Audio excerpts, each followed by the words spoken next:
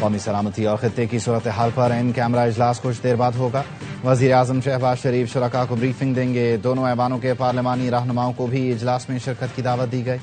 ذرائع کا کہنا ہے اجلاس کو پاکستان کی خارجہ پالیسی پر بریف کیا جائے گا۔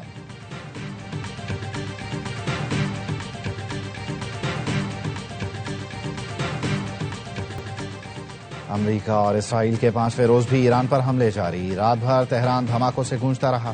ایران میں شہادتوں کی تعداد 800 سے زائد ہو گئی۔ 1000 سے زائد افراد زخمی۔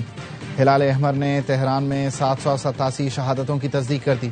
ایران کے عبوری وزیر دفاع میجر جنرل مجید ابن رضا بھی شہید ہو گئے۔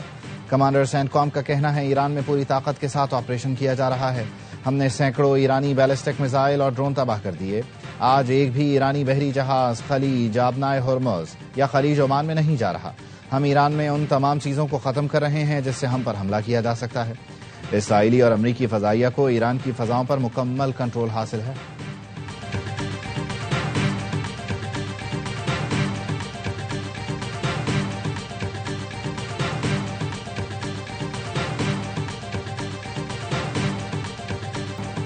ایران کی بحریہ سمیت تمام اہداف کو تباہ کر دیا۔ خلیج میں تجارتی جہازوں کو تحفظ فراہم کیا جائے گا۔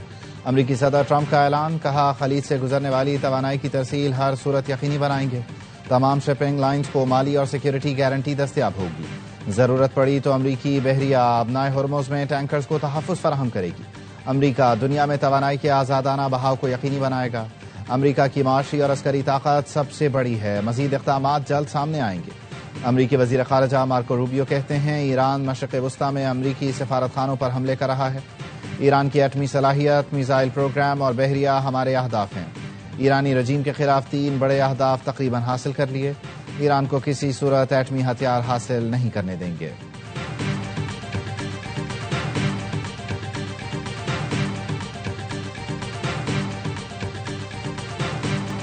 ایران نے اسرائیل کی جانب پھر میزائل داغ دیے۔ مقبوضہ بیت المقدس میں سائرن بج اٹھے۔ پاسداران انقلاب کا کہنا ہے 24 گھنٹے میں اسرائیل اور امریکہ کے 40 اہداف کو نشانہ بنایا۔ امریکی فوج کو بھاری جانی نقصان پہنچایا۔ 650 امریکی فوجی ہلاک اور زخمی ہوئے۔ امریکی فوجی مراکز اور جنگی جہازوں پر میزائل اور ڈرون حملے کیے۔ بحرین میں امریکی نیوی کے 5ویں بیڑے کے ہیڈ کوارٹرز کو متعدد بار نشانہ بنایا۔ آبنائے ہرمز ایران کی بحریہ کے مکمل کنٹرول میں ہے۔ ایران کی وزارت دفاع کے ترجمان نے کہا ایران کو فیصلہ کن برتری حاصل ہے۔ چند روز میں دشمن بھاگ جائے گا۔ حزب اللہ کا جنوبی لبنان میں 4 اسرائیلی ٹینکوں کو نشانہ بنانے کا دعویٰ۔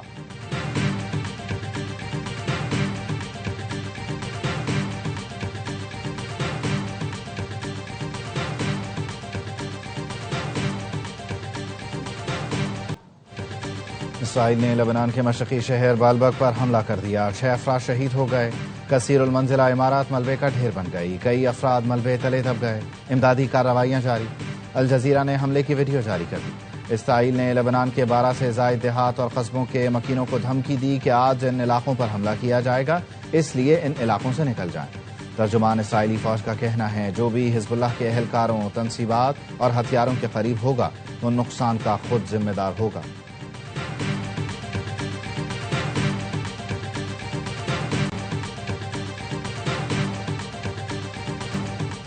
ایران نے نئے سپریم لیڈر کے انتخاب کا اسرائیلی دعویٰ مسترد کر دیا۔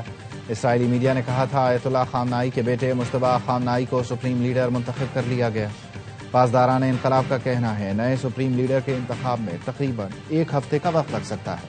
نئے سپریم لیڈر کا انتخاب آیت اللہ خامنائی کی تدفین کے بعد ہوگا۔ ایران کے شہید سپریم لیڈر آیت اللہ خامنائی کو مشہد میں سپرد خاک کیا جائے گا۔ تدفین سے پہلے یادگاری تقریب ہوگی۔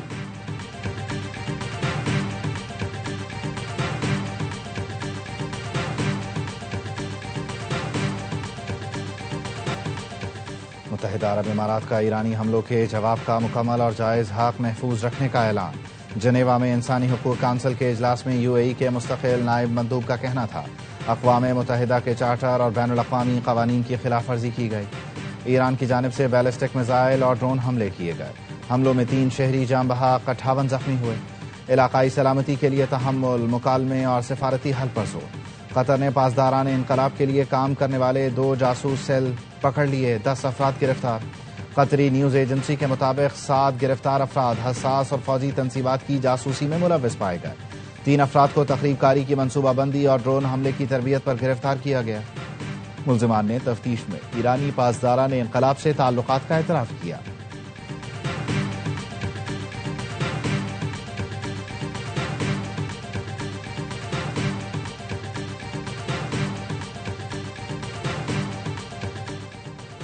ایران پر حملے فوری روکے جائیں، چین کا اسرائیل کو دو ٹوک پیغام۔ چینی وزیر خارجہ نے اسرائیلی ہم منصب سے فون پر فوری حملے روکنے کا مطالبہ کر دیا۔ کہا، طاقت سے مسائل حل نہیں ہوتے، مشکلات میں اضافہ ہوتا ہے، کشیدگی کو پھیلنے اور بے قابو ہونے سے روکنا ہوگا۔ روسی وزیر خارجہ نے عالمی طاقتوں سے سوال پوچھا، کہاں ہیں وہ ثبوت جس کی بنیاد پر حملے کیے گئے؟ ایران پر مسلح جنگ کے اثرات پورے خطے میں محسوس کیے جا رہے ہیں۔ کینیڈین وزیر اعظم نے بھی کشیدگی کم کرنے کا مطالبہ کر دیا۔ کہا، امریکہ اور اسرائیل سمیت تمام ممالک عالمی جنگی قوانین کی پابندی کریں۔ ترک وزیر خارجہ کا ایران میں رجیم چینج کی کوشش پر انتباہ، خطے کے لیے بڑے خطرات کی وارننگ دے دی۔ کہا، رجیم چینج کی کوشش پورے مشرق وسطی کے لیے خطرہ بن سکتی ہے۔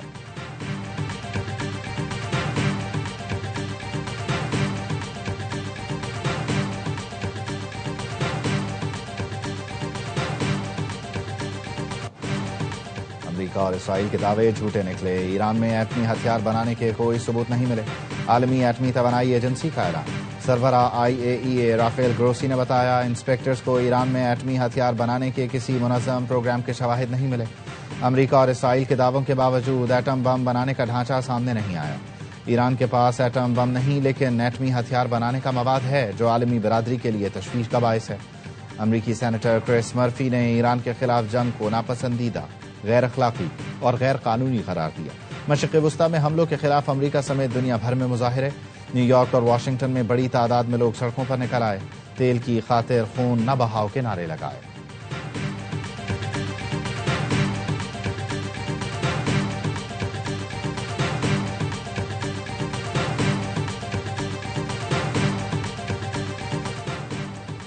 اسپین نے صدر ٹرمپ کے تجارتی تعلقات ختم کرنے کا اعلان مسترد کر دیا۔ باضابطہ رد عمل میں کہا، امریکہ نے تجارتی پابندیاں لگائیں تو اپنے وسائل سے کام لیں گے۔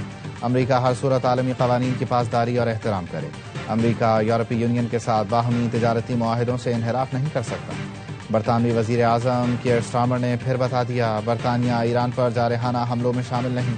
کہا، میں نے عراق جنگ کی بھی مخالفت کی تھی، تاریخ سے سبق سیکھنا چاہیے۔ مشرق وسطی میں صرف اپنے شہریوں اور اتحادیوں کا دفاع کر رہے ہیں۔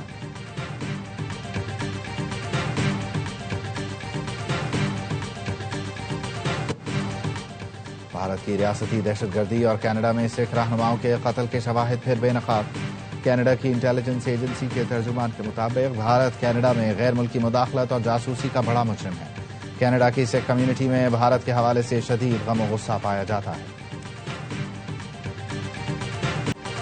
پاکستان کا افغان طالبان کی جارحیت کا منہ توڑ جواب، بگرام ایئر بیس پر بڑا حملہ۔ نیو یارک ٹائمز کا کہنا ہے، پاکستان نے افغانستان کے اہم ترین بگرام ایئر بیس کو کامیابی سے نشانہ بنایا۔ ایک aircraft hangar, 2 warehouse تباہ ہوئے، سیٹلائٹ تصاویر سامنے آ گئیں۔ افغانستان کی وزارت دفاع نے بھی پاکستانی فضائی حملے کی تصدیق کر دی۔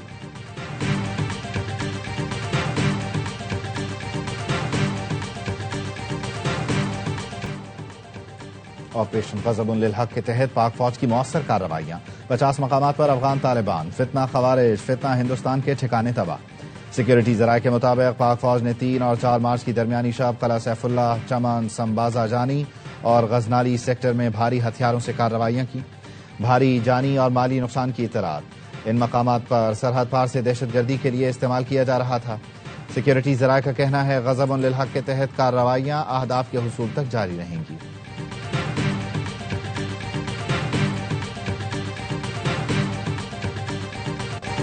مشرق وسطی میں حملوں کے باعث بین الاقوامی منڈی میں خام تیل کی قیمت میں آج بھی اضافہ۔ رائٹرز کے مطابق لندن برینٹ کروڈ آئل کی قیمت میں مزید 1.4% اضافہ، قیمت $82.57 فی بیرل ہو گئی۔ ویسٹ ٹیکساس کروڈ آئل کی قیمت 1% اضافے سے $75.28 فی بیرل ہو گئی۔ ایران کی جانب سے آبنائے ہرمز بند ہونے سے خام تیل کی سپلائی بری طرح متاثر ہے۔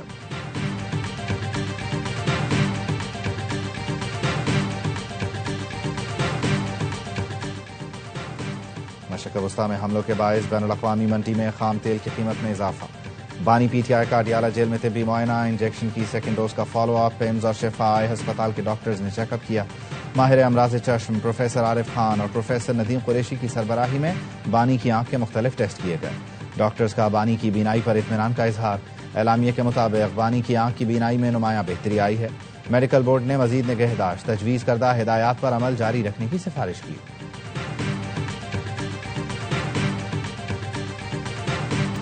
پاکستان اور آئی ایم ایف کے درمیان پالیسی مذاکرات کا تیسرا دور آج ہوگا۔ ذرائع کے مطابق آئی ایم ایف وفد واشنگٹن اور استنبول سے ورچوئل مذاکرات میں شریک ہوگا۔ مذاکرات کے تیسرے دور میں زرعی آمدن سے ٹیکس کی وصولیاں بہتر بنانے پر غور کیا جائے گا۔ صوبوں میں پراپرٹی پر کیپٹل ویلیو ٹیکس کی وصولی میں بہتری پر بھی بات چیت ہوگی۔ خطے کی صورتحال کے پیش نظر آئی ایم ایف نے مذاکرات ورچوئل کرنے کا فیصلہ کیا تھا۔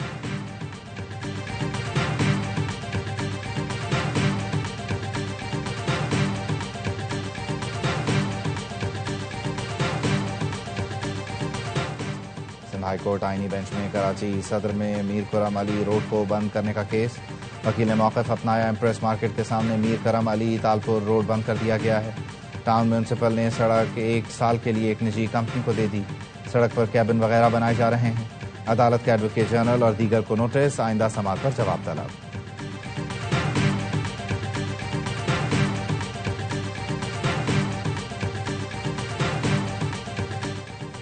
اسلام آباد میں موٹر سائیکلوں پر ایم ٹیگ لگانے کے انتظامی حکم کے خلاف کیس۔ ہائی کورٹ کے چیف جسٹس نے 7 روز میں حکام سے جواب طلب کر لیا۔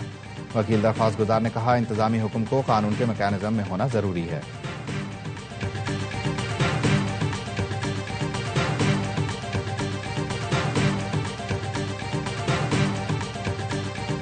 کراچی سمیت ملک بھر کے صارفین کے لیے فی یونٹ بجلی 35 پیسے مہنگی۔ نیپرا نے بجلی گزشتہ سال اکتوبر تا دسمبر کی سہ ماہی ایڈجسٹمنٹ قیمت میں مہنگی کی۔ وصولی مارچ، اپریل اور مئی کے بلوں میں ہوگی۔ صارفین پر 8 ارب 67 کروڑ 40 لاکھ روپے کا بوجھ پڑے گا۔ نیپرا نے بجلی مہنگی کرنے کا فیصلہ وفاقی حکومت کو بھجوا دیا۔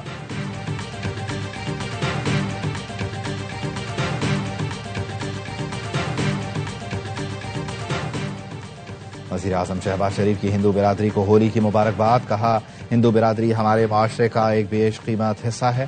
آئین تمام شہریوں کی مذہبی آزادی اور انسانی حقوق کا تحفظ کرتا ہے۔ حکومت اقلیتوں کے آئینی حقوق کی محافظ ہے۔ بین المذاہب مکالمہ اور عبادت گاہوں کی حفاظت کے لیے کام کرنے کی ضرورت ہے۔ باہمی احترام کی سماجی روش کے فروغ کے لیے مل کر کام کرنا ہوگا۔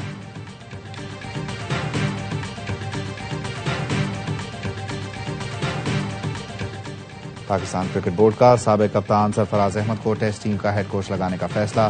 اظہر محمود کے بعد ٹیسٹ اسکواڈ کے ہیڈ کوچ کی اسامی خالی تھی۔ T20 کا عالمی چیمپئن بننے کی جنگ ناک آؤٹ مرحلہ آج سے شروع ہوگا۔ پہلے سیمی فائنل میں ناقابل شکست جنوبی افریقہ اور نیوزی لینڈ کا ٹاکرا کولکتہ میں ہوگا۔ گروپ راؤنڈ میں پروٹیاز نے کیویز کو شکست دی تھی۔ اگر جنوبی افریقہ جیتا تو لگاتار دوسری بار فائنل کھیلے گا۔ دوسرا سیمی فائنل بھارت اور انگلینڈ کے درمیان کل ممبئی میں ہوگا۔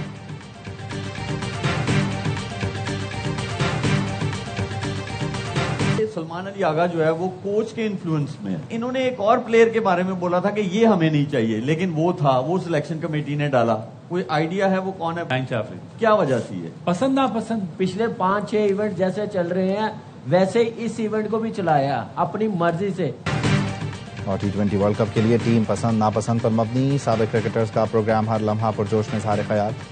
میزبان شعیب ملک نے کہا ایسا لگ رہا تھا کہ سلمان آغا کوچ کے دباؤ میں تھے، جس پر سینئر صحافی شاہد ہاشمی بولے مائک ہیسن کے کہنے پر بابر اور شاداب کو ٹیم میں رکھا گیا۔ باسط علی نے کہا ہیڈ کوچ شاہین آفریدی کو نہیں رکھنا چاہتے تھے، سلیکشن کمیٹی نے شامل کرایا۔ کامران اکمل بولے جیسے چل رہا تھا اس ورلڈ کپ میں بھی وہی ہوا، ایک گروپ کی مرضی سے فیصلے ہوتے رہے۔ اداکار سعود بنے ہر لمحہ پرجوش کے مہمان، سامنا کیا دلچسپ سوالوں کا، مصطفیٰ اور عادی نے مذاق کا تڑکا لگایا۔